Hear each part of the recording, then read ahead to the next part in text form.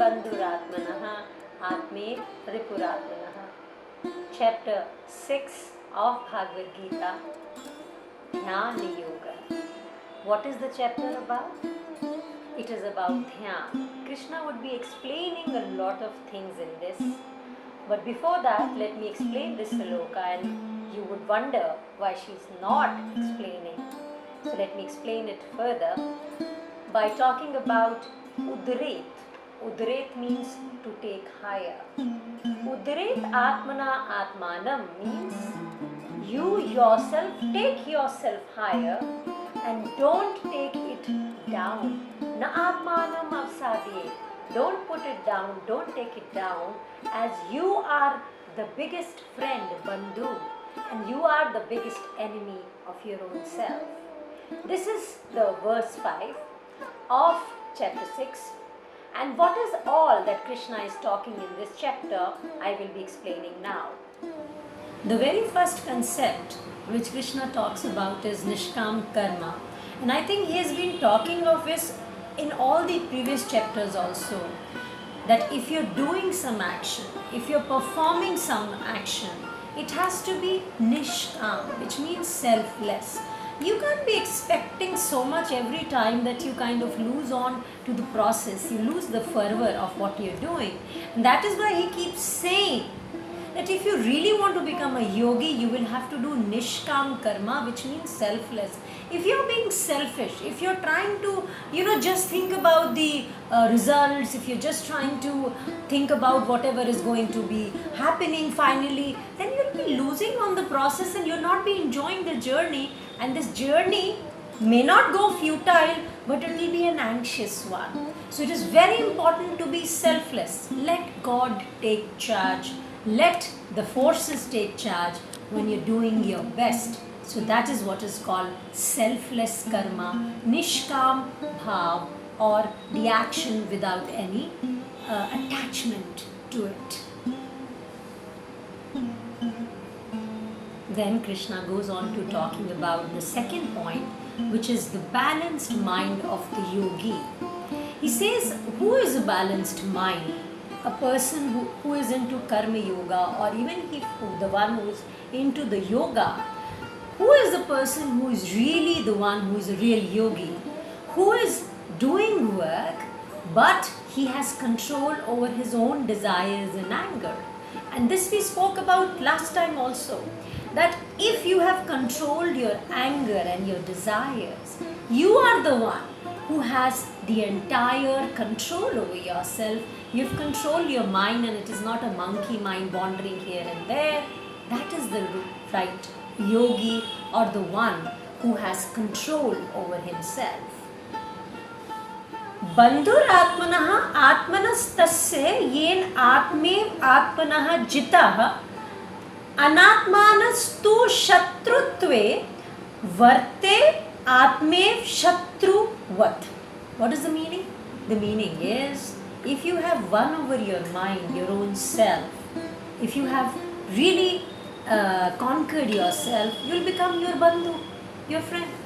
But if you have not conquered your mind or your own self, and you are not into a knowledge of your own self, your atma or yourself would be going on as an enemy for you.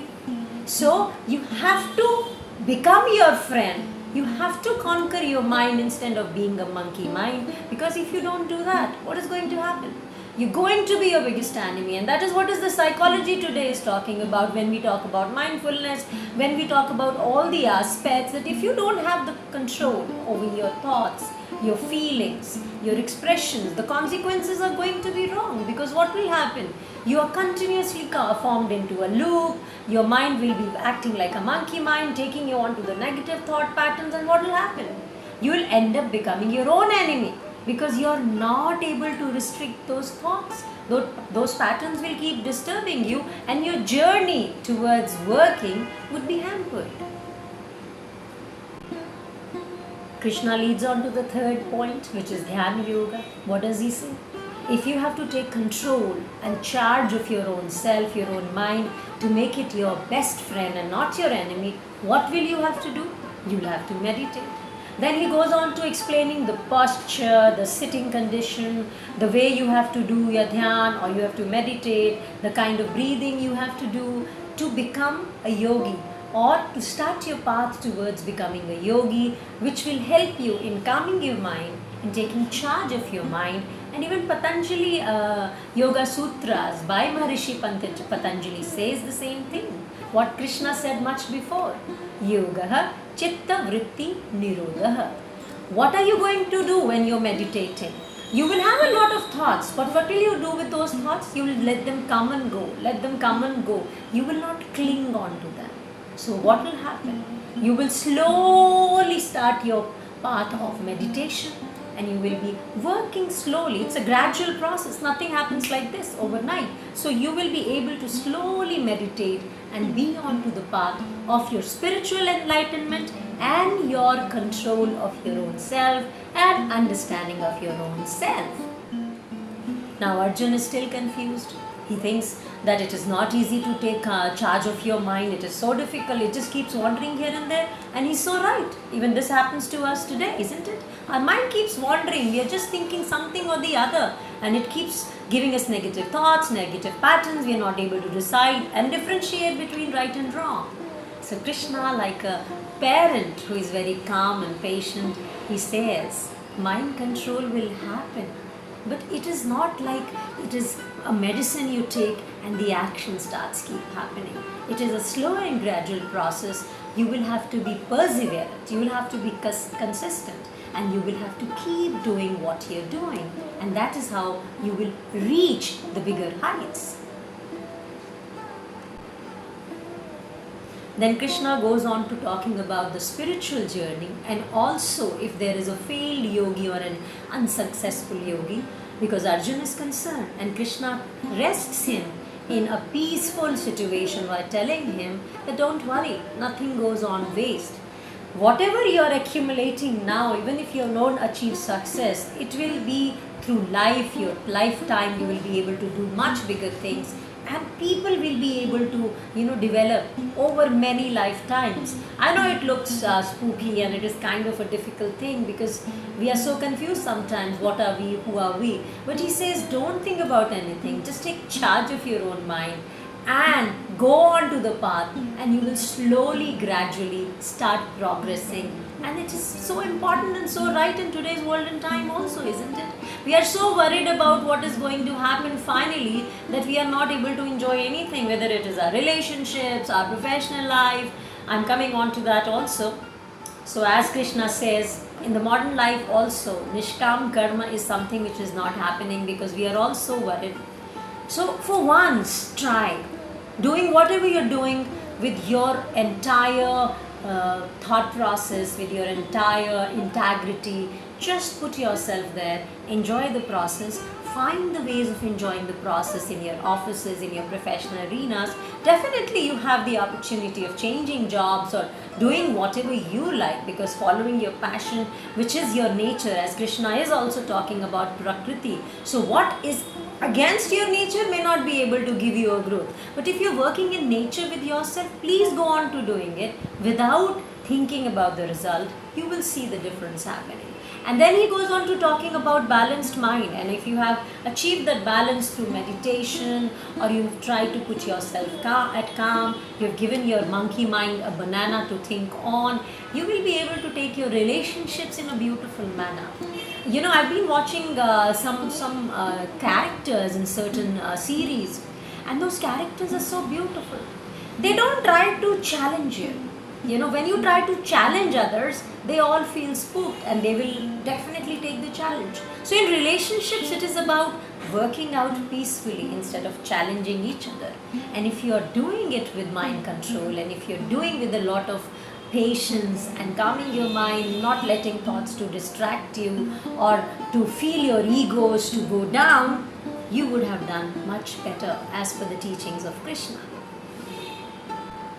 So you will have to do meditation, control your mind, work things out, and you will have to be mindful. And if you're mindful, and if you're putting thoughts to everything, and if you're trying to understand everything in a right way, there is no reason why things would not be good in relationships, and you will not be progressing at human and spiritual level. We all have to disappear from this planet Earth, because Krishna keeps saying, and that's the truth, that we are here not forever. This human body is not forever, but the soul is not going to perish. It is going to continue its journey. So we have to work towards understanding our real self, our real Atma, our real Atman, which connects us to the Supreme, the Brahma or the Brahman, the Paramatma, as we say. And I think that's a beautiful journey. If you feel anything which I said resonates with you, or you want any other clarity, or you want anything to say which makes sense to you, or if you want to differ in any point with me, please do write down, comment, and do subscribe. I hope we are coming up with many more series wherein we'll be talking of many more things in detail, and we would be coming up with certain programs, because Bhagavad Gita is the essence in so many ways. And if we can try understanding, psychology also thrives on whatever Krishna is saying. So let's quickly go on to the major key takeaways.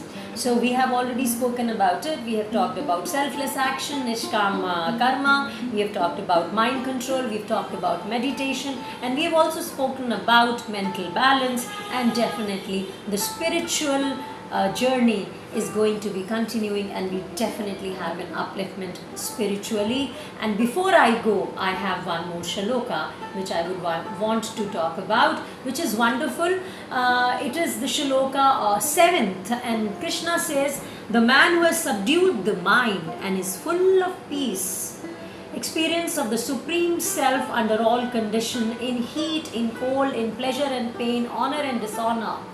Which means a person who has complete control and nothing bothers that person. No cold, no hot, no ego disturbs him. Somebody is abusing him, somebody is saying wrong things to him. He or she is that calm. They have achieved that path. They have taken control of their minds. It's a difficult journey, but achievable with a little consistency, perseverance, and persistence. Namaskar.